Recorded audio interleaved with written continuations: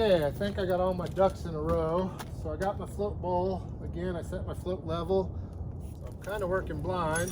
Let's lay in the dirt and see if that doesn't help. The other cool thing about these old Craftsman screwdrivers, they're notched like that.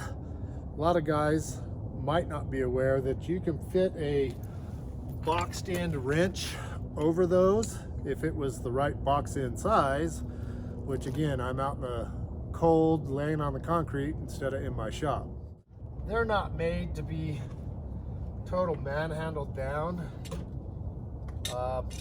snug in a little, and I'm sure somebody probably has torque specs on these. I don't torque them. I mean, it's not worth putting a torque wrench on those little guys. I guess if you start it and she leaks, it'll be pretty obvious that you over torqued it. Unfortunately, if you over torque a throttle body like that and bend it, you are done. There's no replacing if you get those mating surfaces out of true by over torquing one corner or another. Once it's done, it's pretty much done for life. Okay, so we are all back together. I gotta run the fuel line. I gotta run the backing plate. I'm gonna get a video maybe around the block, up and down the street. Who knows, we might head out for a ride today, cold or not. Stay tuned. Of course, like any true old Harley, the starter button has died on me. Oh, hold on, he lied. So let's choke.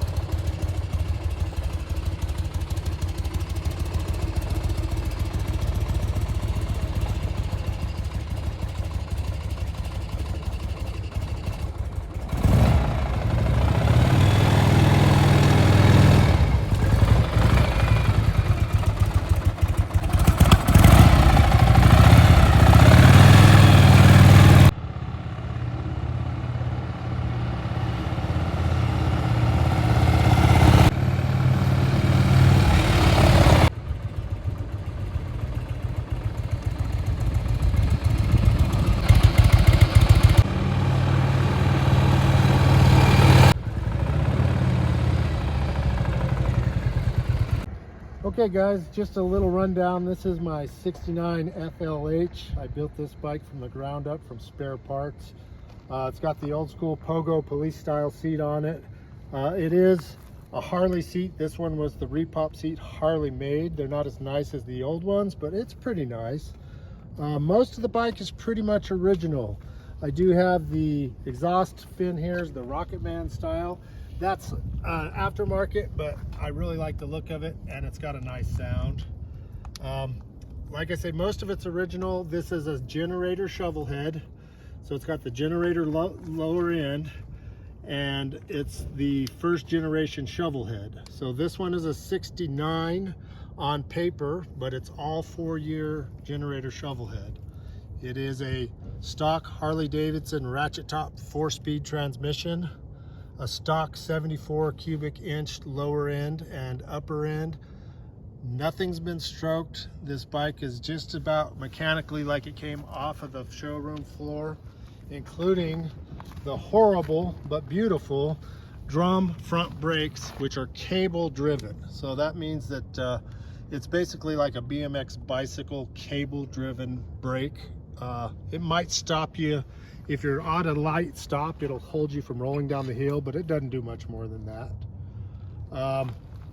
As we go around the other side of the bike, you'll see that the primary on this,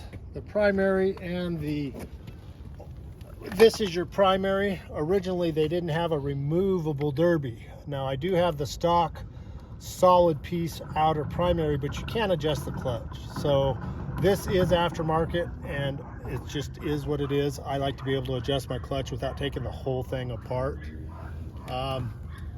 The oil bag is original. That was a 4-year only oil bag. The only way to check the oil or the filter is through here. There is no side fill.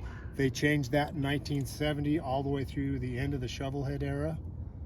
The rear brakes you can see here are actually drum brakes as well, but at least they're hydraulic. So I do have a hydraulic master cylinder, and the stopping power is pretty decent on it. So this bike's lime green because I lovingly call her Frankie, and that's short for Frankenstein, because as mentioned, she is a generator shovelhead that was only made for 4 years, but she's a little bit of all 4 years. The frame is a 66, the motor is a 69, the front end is a 69, the transmission is a 67. It's a lot of parts put together to make one beautiful generator shovelhead, and this one is definitely my pride and joy. All right, you guys made it to the end. Thanks for watching. I hope you guys enjoyed the video. Please kickstart that like button. Don't forget to subscribe to the channel if you haven't already. Also, comment what you guys think. Let me know if you have any suggestions for video ideas or topics you guys want covered, and I'll do my best to include those in my next projects. You guys can also follow me on Instagram and Facebook. Also, don't forget to check out the Beacons link in the description below. See you next time.